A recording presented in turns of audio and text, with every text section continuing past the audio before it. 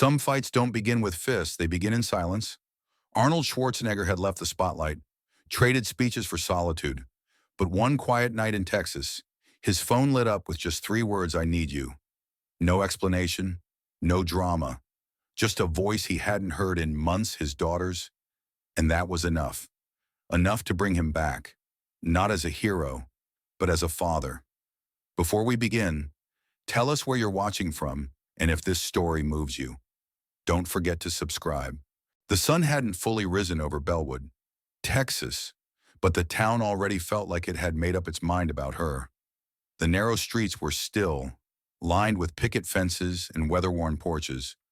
Wind stirred dry leaves on the sidewalk, whispering along the edges of a town that didn't much care for change. A pale gray sedan pulled up in front of a faded wooden house, tucked at the end of a quiet street where the street lamp had been out for years, and nobody bothered to fix it. Klara sat in the back seat, her face unreadable, her posture straight. She wore a plain hoodie, black jeans, and shoes that had seen better days. Beside her in the front, her mother shifted into park and let out a quiet breath. "We're here," she said. No excitement, just fact. The house had belonged to Klara's grandfather, once a steel worker, then a recluse. It had been empty for a decade, except for dust and old stories nobody told anymore. Klara stepped out of the car without a word. The morning air smelled like dry bark and rusted hinges. As she looked up at the house, a curtain twitched across the street, then another. Bellwood was the kind of place that noticed things like a girl who didn't smile much, or a last name that didn't sound local. She felt the weight of glances she couldn't see. Her mother fumbled with the keys at the front door, trying to mask the awkwardness with quiet optimism. "We'll fix it up. It's got good bones." Klara said nothing. She stepped inside, letting her eyes adjust to the dim light. The floors creaked beneath her boots. The walls held the smell of age and absence.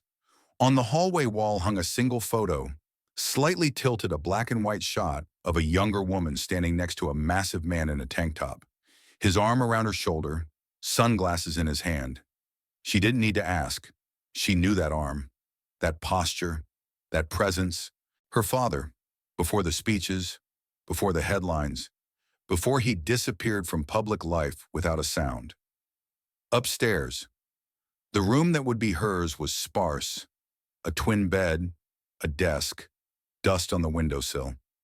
She dropped her backpack, unzipped it slowly, and pulled out a small wooden box. It was polished but old, with a brass emblem etched into the top, an eagle with two heads, Austria's crest. She set it carefully on the desk. For now, she didn't open it. Some things waited until the silence was thick enough to hear them right. The next morning, Bellwood High School rose like a brick fortress in the middle of manicured nothing. Red brick, long windows, a giant metal bell in the courtyard that no one seemed to ring anymore. Klara stood in front of the building, backpack over one shoulder, hoodie zipped all the way up. Her braid was neat, her eyes steady. Around her, students clustered in groups, laughing, whispering, checking phones. She walked past them without slowing, her steps even. Some heads turned, a few narrowed their eyes. Someone said, not too quietly, "New girl's got Terminator vibes." Another laughed. Klara kept walking. Inside, she was assigned locker 117, third floor. A boy down the hall smirked as she passed. "You lost, Aunt?" he called. She didn't answer. She wasn't. She found the locker, spun the dial, opened it, and slid in a notebook with her name written in sharp block letters, K.S. She closed the door gently. Behind her, two girls passed, one whispering something about her accent, though Klara hadn't said a word all morning. At lunch, she didn't sit in the cafeteria. Instead, she found a quiet patch of shade under a pecan tree near the back of the building. Her lunch was packed neatly in wax paper sandwich, apple, small thermos. She ate without hurry, without looking around. A football thudded on the ground not far from her. Laughter followed. She didn't flinch. That night, Klara sat at her desk, eyes fixed on the wooden box. The light from the hall glowed softly through the doorway. Downstairs, her mother spoke softly on the phone, updating someone on her new job at the clinic. Klara placed her palm on the lid of the box. She could almost hear his voice again, not the one from interviews or movies, but the one that came before all that. The voice that told her, control your breath, control your power. She didn't open the box. Not yet. She only whispered, as if to the dark. I haven't forgotten. Bellwood hadn't seen anything yet, but it was watching, and so was she. Bellwood High looked like every other American high school you'd see in an old sports movie. Red brick walls, trophy cases full of dust, wide fields where football was religion and quarterbacks were royalty. The bell rang with a hollow clang as students spilled into the halls, their voices bouncing off the lockers like static. Klara moved through it like mist. No noise, no reaction, just steady steps and sharp eyes that didn't linger. She had been in Bellwood for 3 days. That was long enough. People had noticed. In first period history, the teacher paused when reading the roster. Klara, Schwarzenegger. He blinked, squinting behind thick glasses. That's real. A few students chuckled. One boy near the back whispered, maybe she's here to terminate the Civil War? Laughter followed. Klara looked straight ahead. Her face didn't move. Not even a twitch. In chemistry, a girl leaned over and stared at her sandwich rye bread. Turkey, a thin layer of mustard. That's like European or something. Right, she asked, wrinkling her nose. Do you even eat pizza? Klara took another bite without responding. The girl rolled her eyes and turned away. The boy across from them muttered, no emotions. Definitely a Terminator. Then louder, or like the Dollar Tree version. It didn't stop at lunch. She sat alone again, under the same tree near the field. A few boys kicked a soccer ball nearby, letting it roll too close to her feet. One of them jogged over, grabbed the ball, and grinned at her. Nice accent, he said, though she hadn't spoken all day. You sound like my GPS. His friends laughed, already walking off. She stared at the ground, bit into her apple. By Wednesday, it escalated. In gym class, the coach assigned pairs for drills. Klara ended up with a girl named Brittany, who refused to make eye contact and muttered, I'm not wrestling no Eastern Bloc Barbie. When Klara won the first round with a clean sweep, Brittany shoved her. The coach looked away. Later, in the locker room, someone had written on the mirror in red lipstick, Klara the Commie-Bot. No one claimed it. No one had to. That night, Klara opened her phone and paused. Her name was trending locally, but still. A TikTok account had posted a video of her in the hallway, walking in silence, eyes forward. But the clip had been edited. A robotic voice had been layered over. Someone had used AI to mimic her voice, saying things she never said, mocking teachers, insulting classmates, threatening violence. The caption read, New Terminator transfer, thinks she's better than us. The comments were brutal. Who even names their kid that? I bet she lifts weights in her sleep. Probably her dad's on steroids. Total weirdo energy. Klara stared at the screen. She didn't blink. The next morning, whispers followed her like shadows. In English class, her seat had been moved without explanation, so she now sat alone, near the back. The teacher didn't look at her once. In the hallway, someone dropped a mini dumbbell keychain into her open backpack. Another slipped a note into her locker, time to reboot. Robot girl. She threw nothing away, just placed them into her pocket and walked on. In fourth period, the principal made an announcement over the loudspeaker. Students are reminded to practice kindness and avoid the use of AI-generated content for harmful purposes. He didn't name names. He didn't mention the video, but everyone turned their heads toward her anyway. She didn't flinch. She sat perfectly still. That night, as the house settled into silence, her mother knocked softly on her bedroom door. How was school? Klara looked up from the desk. Quiet, she said.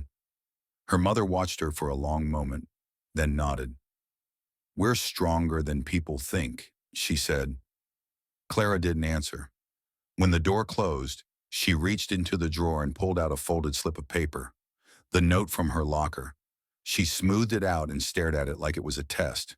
Then slowly, she ripped it in half. Not in anger, just precision. Then she reached for the wooden box on the shelf. She ran her fingers across the Austrian crest, but didn't open it. Not yet. Outside, the wind shifted, rustling through the dry trees. Somewhere, a light flickered on in a neighbor's house. Bellwood was watching, but Klara was watching back. The house was quiet. Too quiet. The kind of silence that presses in on your chest and makes you hear things that aren't really there. A creak in the floorboards, the hum of the fridge, the distant echo of your own breath. Klara sat at the kitchen table, alone. Her mother had left for the night shift at the clinic, promising she wouldn't be gone long, promising things would get better. But Klara knew better. Bellwood didn't get better. It just got quieter. She looked down at her phone, another notification, another tag, another comment under the fake video that wouldn't die. It didn't matter how many people knew it was fake. It had been seen, believed, reposted, edited. Her name no longer belonged to her. It belonged to them. She stood up and walked to the stairs. Her footsteps were slow, deliberate, not tired, just heavy. She passed the old hallway photo of her parents, her mother in scrubs, smiling wide, her father in a plain shirt, holding Klara when she was just a baby. His arms were strong, his face unreadable. But there was something in his eyes even then.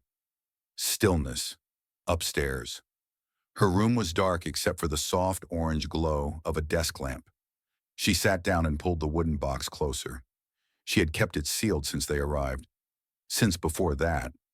Really. He had sent it from Vienna 3 years ago with no note, just a customs label that read, "Personal," from A.S. She had known who it was from the moment she saw the handwriting. Her fingers trembled just a little as she lifted the lid. Inside, the first thing she saw was a pair of old weightlifting gloves, cracked leather, frayed stitching. The fingertips were curled, like they still remembered the shape of a barbell. Beneath them, a plastic medal hung from a faded ribbon.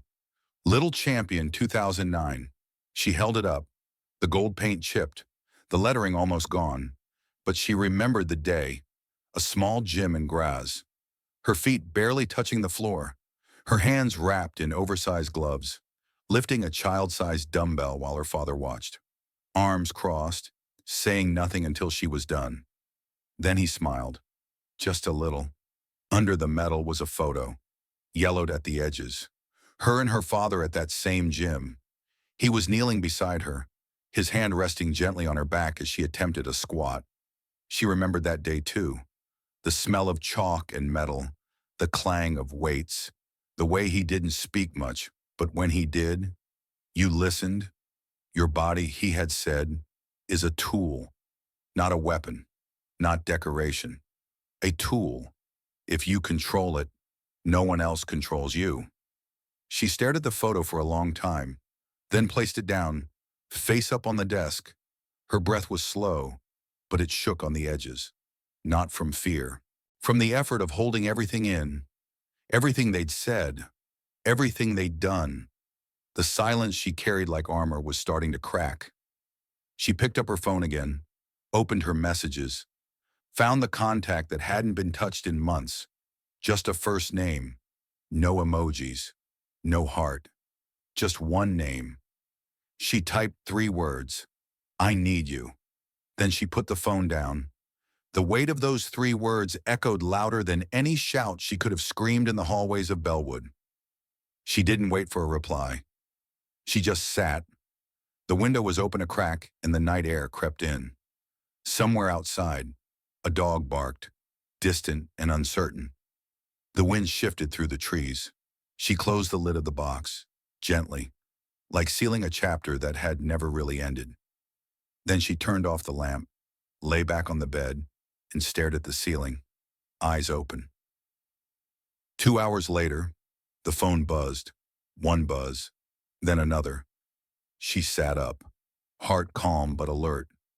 On the screen, a missed call. No name. Then a voicemail. She pressed play. The voice was unmistakable.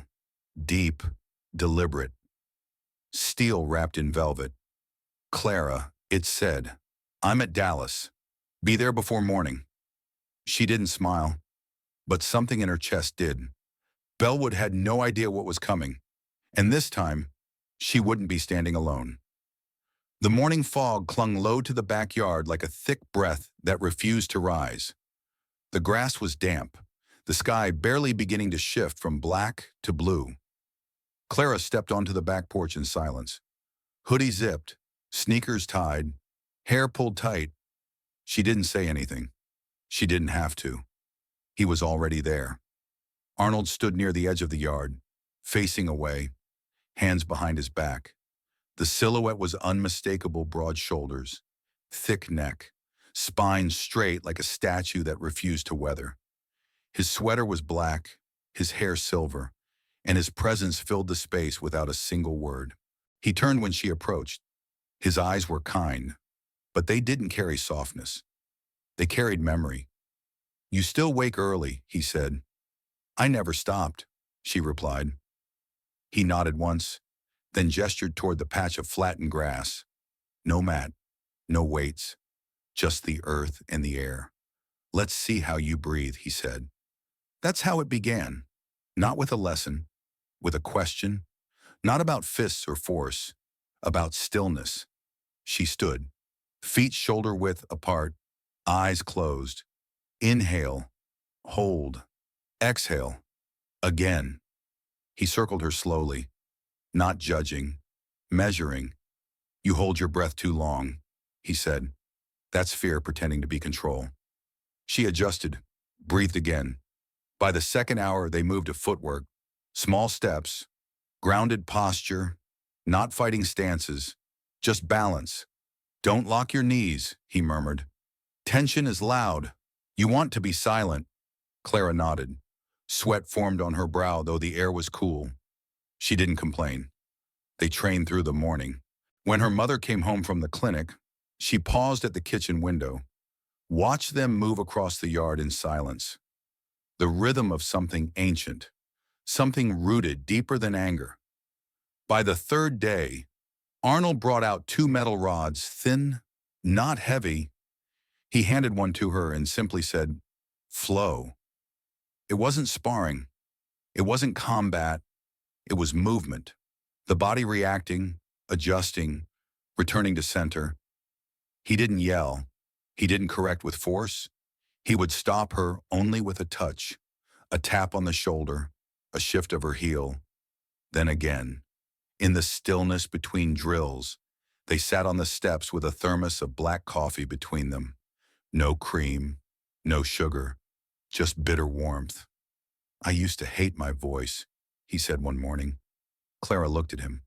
He rarely volunteered stories. When I first came to America, people laughed, said I sounded like a cartoon villain. I couldn't get roles unless I played a monster. She waited, so I trained harder.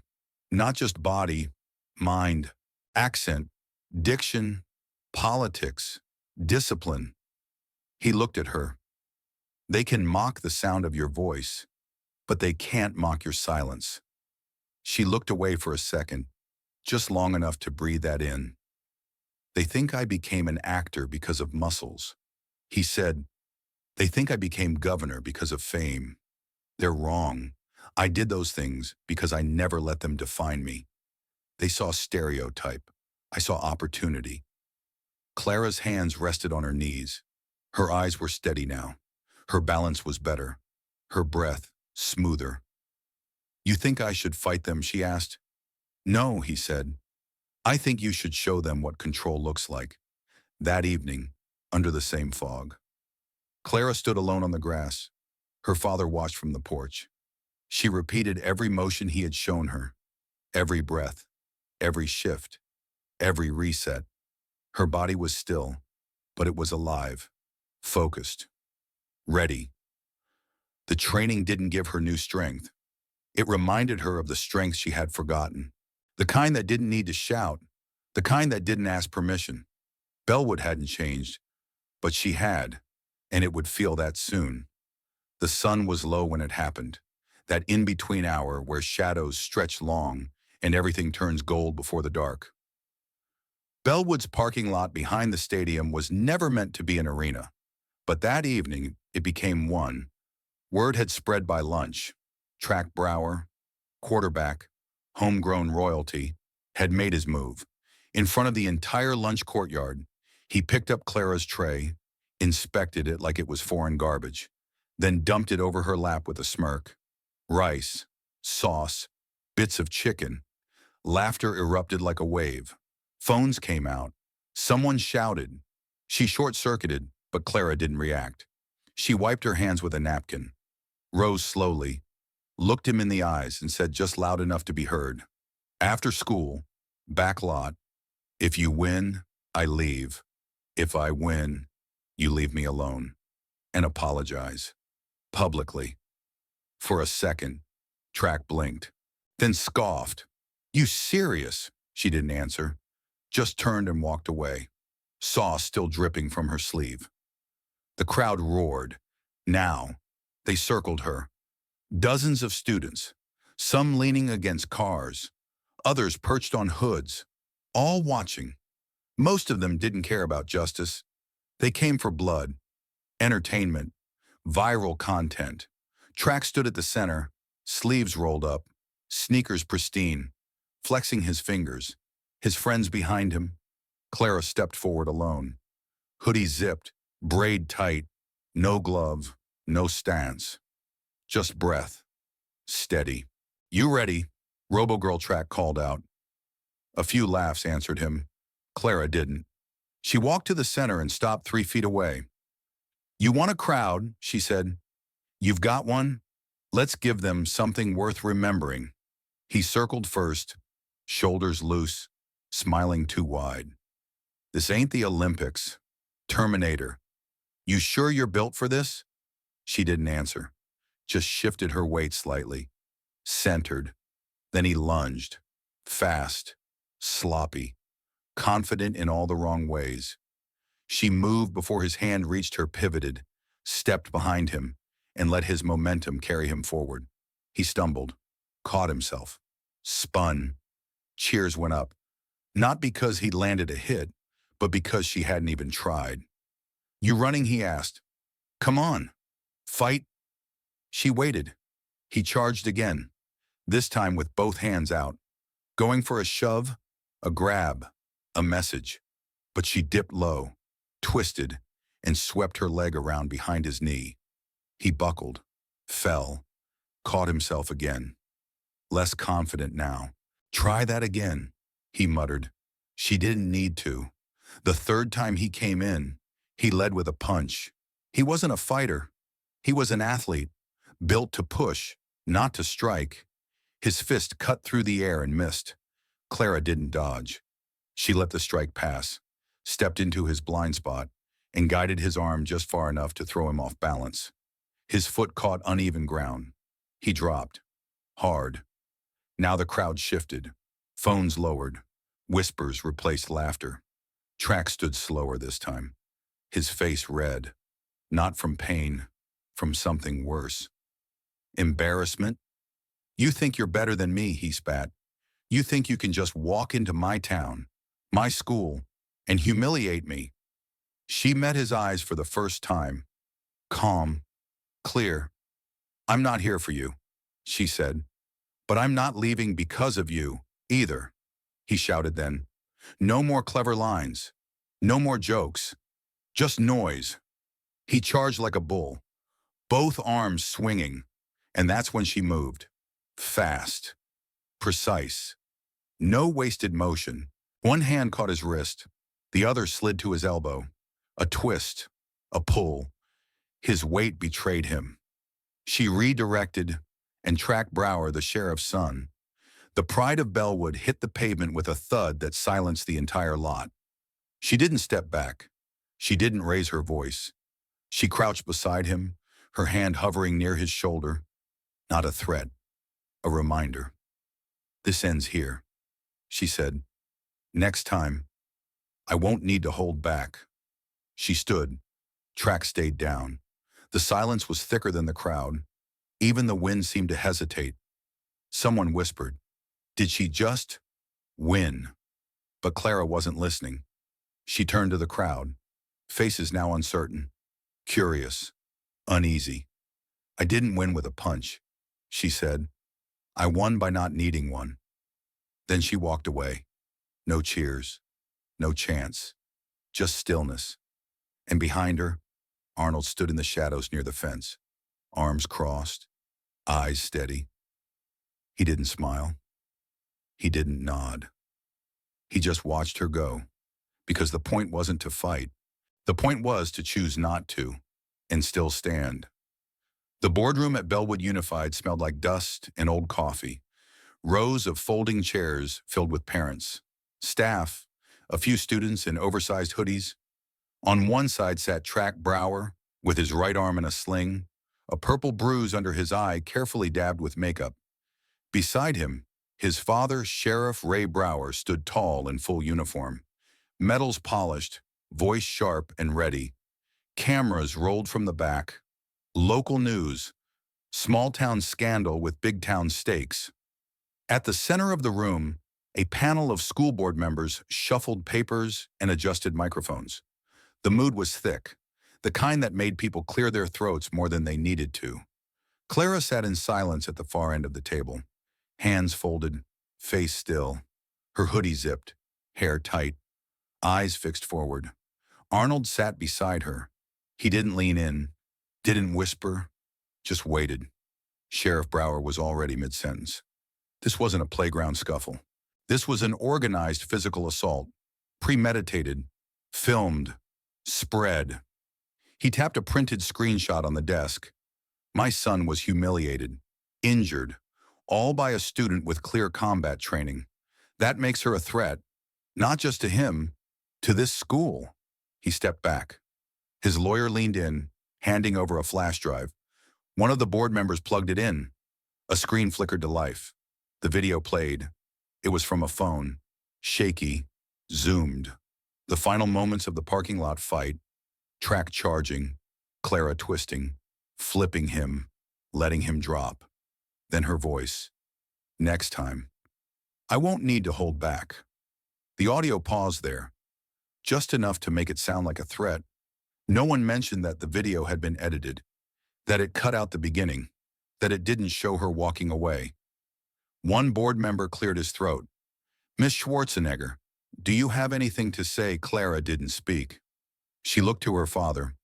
Arnold stood slowly, not rushed, not dramatic, just deliberate. He stepped forward, not to the microphone, just enough for everyone to hear. "My daughter didn't come here to fight," he said. "She came here to breathe, to learn, to disappear, if she had to. But this town wouldn't let her." A few whispers. The sheriff frowned. She asked him to stop. Arnold continued. He didn't. She warned him. He laughed. She stood her ground. She didn't punch. She didn't swing. She used control, discipline, and then she walked away. "What did your son do?" The board was silent. Arnold's voice never rose. "You call that violence.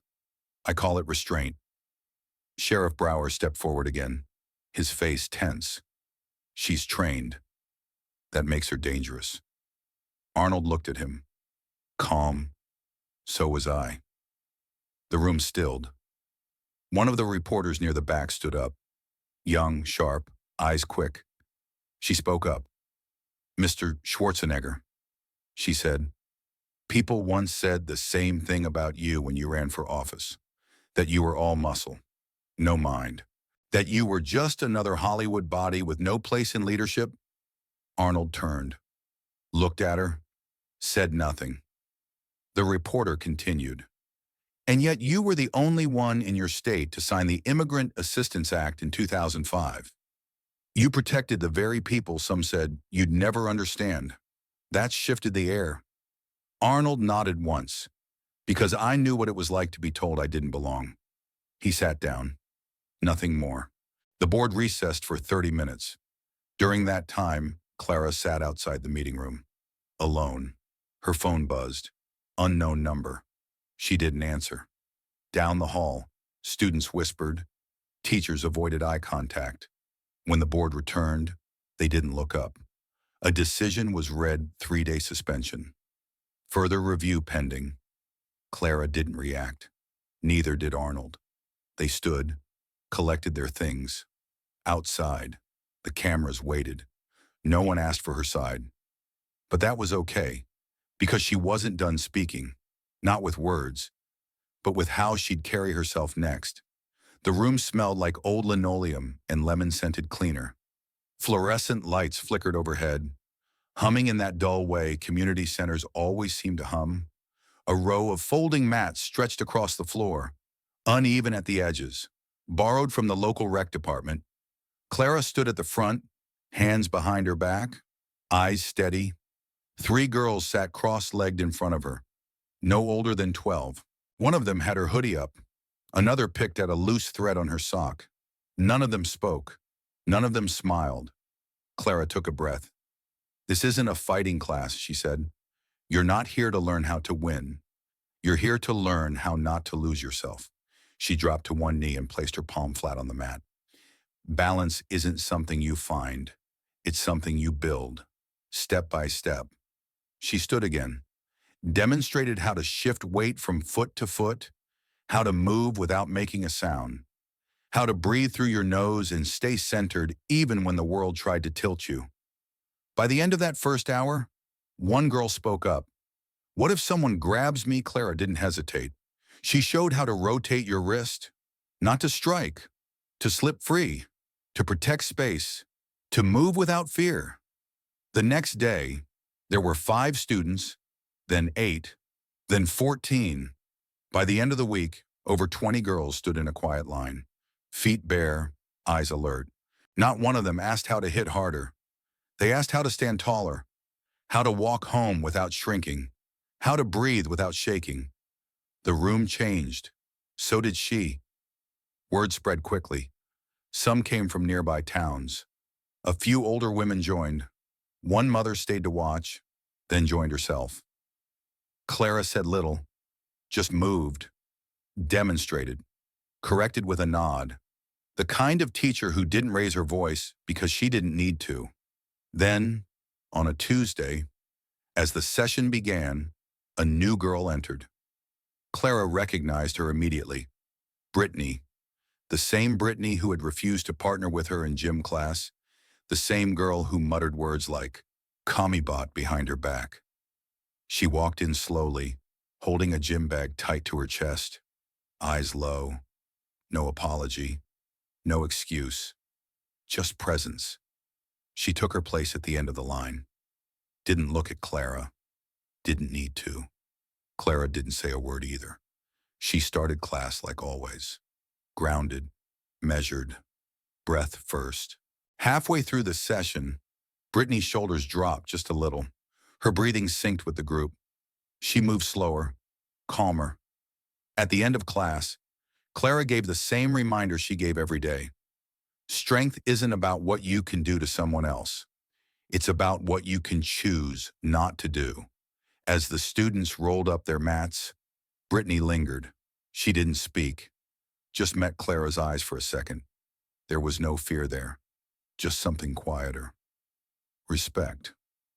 That night, Klara stood outside the center and looked up at the stars.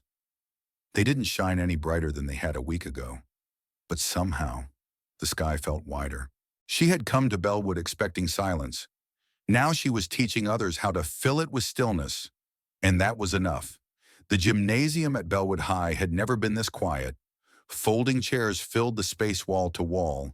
Students, teachers, and parents sat in stiff rows, the kind of posture people have when they don't know what to expect. Sunlight filtered through the high windows, catching dust in the air. On stage, a podium waited. The principal stood first, reciting the usual end-of-year words: honor roll, perfect attendance, scholarships. Applause came in polite waves. Then he paused. There's one more speaker this year, he said, voice steadier than usual. A student who reminded us what discipline really looks like. He stepped aside. Klara walked up the steps slowly. No music, no introduction, just footsteps and the sound of people holding their breath. She stood behind the mic, took a moment, then spoke. When I first came to Bellwood, I thought silence was weakness, that not speaking out meant surrendering. She scanned the room, found a few familiar faces. Some turned away, others didn't blink. But silence isn't surrender. She continued, it's space, space to listen, to breathe, to see what others miss. She paused. They tried to make me small, but I come from someone who taught me that strength doesn't have to shout. A ripple moved through the crowd. Some of the teachers shifted in their chairs. A few students nodded. No one laughed. I didn't fight to prove anything, she said. I stood because I had to. And now, I teach others to do the same. Not with fists, with purpose. When she stepped down, the applause came slowly. Then it grew, louder, not wild, but real. Later that afternoon, the school made the announcement. A new elective would launch the following fall. Self-defense and discipline. Klara would be its first student instructor. The halls buzzed, not with rumors, with respect. That evening, the house was quiet again, the same way it had been on the first night. But something had changed. Arnold stood by the door, his bag packed. He looked around the living room one last time, then at her. You don't need me here anymore, he said. Klara shook her head. That was never why I asked you to come. He smiled, just slightly. Good. He stepped outside. The sun was low again, the way it had been in the parking lot that day. He turned once more. I've won trophies, medals, elections, but the biggest win, he said, is knowing my daughter used strength not to hit, but to stand. She didn't answer, just hugged him. Not tight, not long, just enough. Then he walked down the path toward the car, without looking back. Klara stood on the porch. The town hadn't changed, but she had. And now, others would too. If you enjoyed this story, let us know in the comments. And don't forget to like, share, and subscribe for more inspiring stories.